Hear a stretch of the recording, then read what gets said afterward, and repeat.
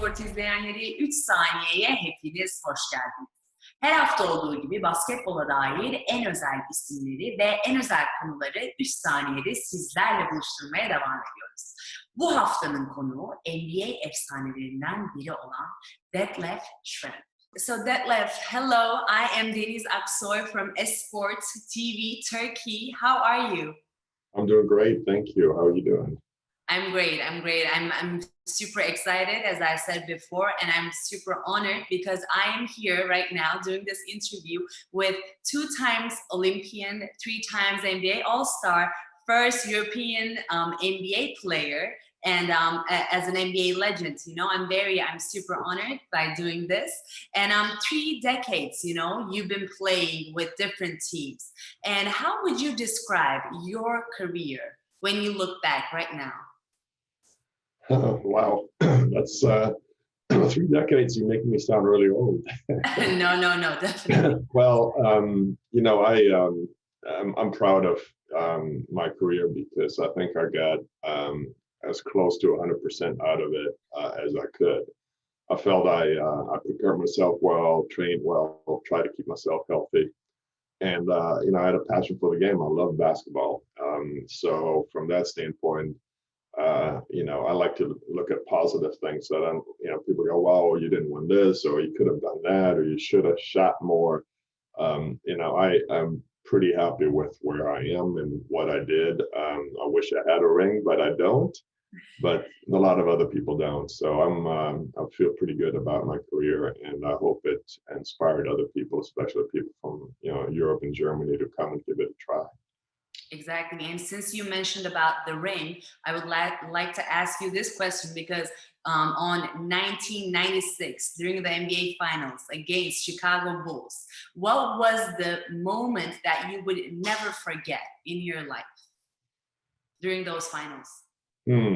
We didn't win. I remember that.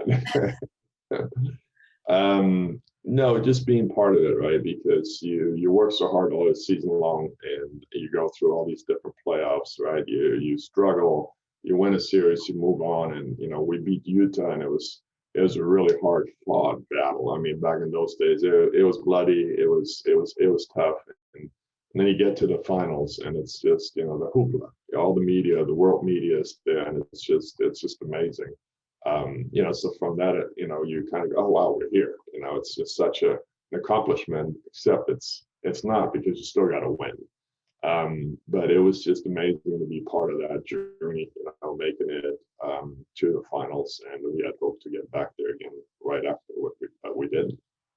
Right, and this trio, which is Gary Payton, you, and Shawn Kempf.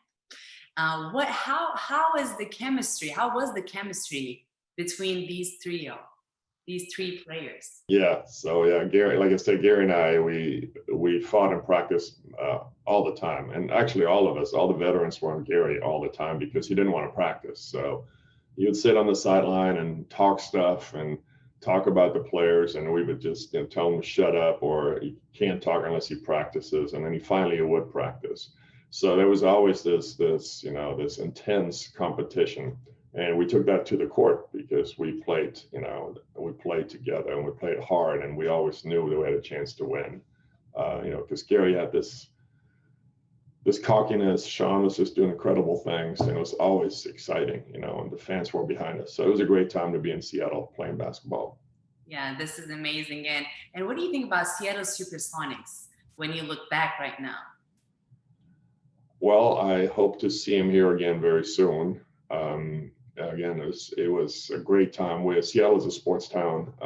You know, we still, a couple of years ago, we did a survey of who had signed up for season tickets, and I think there 45,000 people signed up within, you know, a couple days. So people still want the team here, and we now have a great new arena. You know, the Seattle Kraken ice hockey, they're playing here this fall.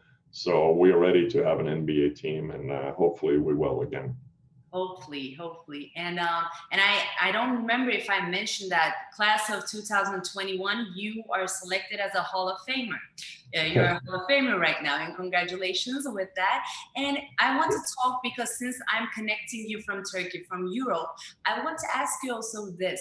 In NBA right now, one of the most successful players are, for example, Luka Doncic, Giannis Antetokounmpo, Jokic. They're from Europe, you know, and whenever they give an interview, they always say thanks to the first players who arrived from Europe to NBA, they made our path actually, and then thanks to them we watched them, and then they encouraged us back in the time. So how do you find the league as an NBA with the international players? You think there will be more international players day by day in the league?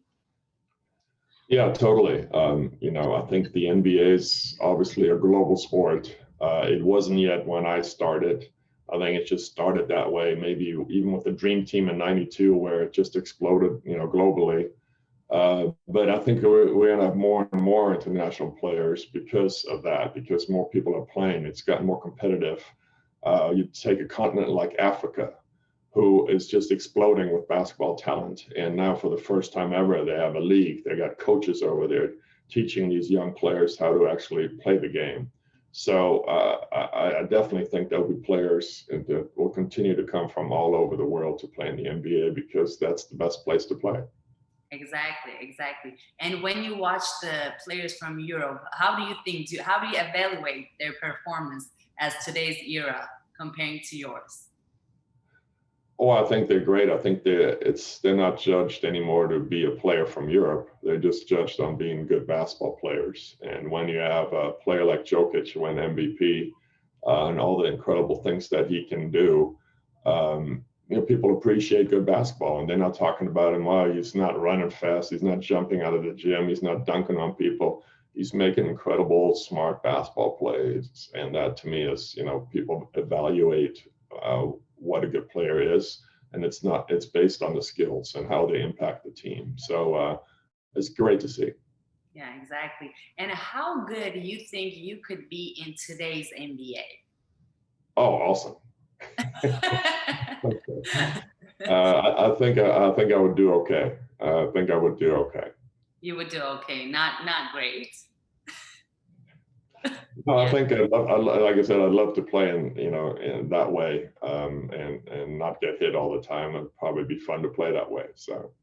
And when you were the guest of Parks and Rec, everyone talked about you, and also basketball industry in Turkey. We loved it. What would you like to say about that? How was that path as a career? I'd say it wasn't much of a career because my phone didn't really ring after that.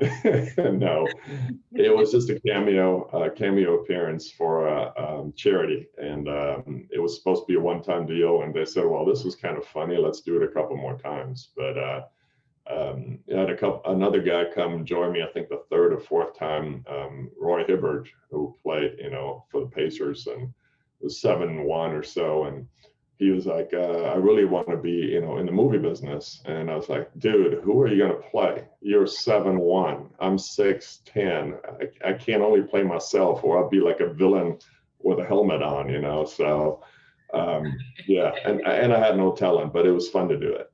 No, it was very fun. And lastly, what would you like to say to your fans out here in Turkey and also out here in Europe?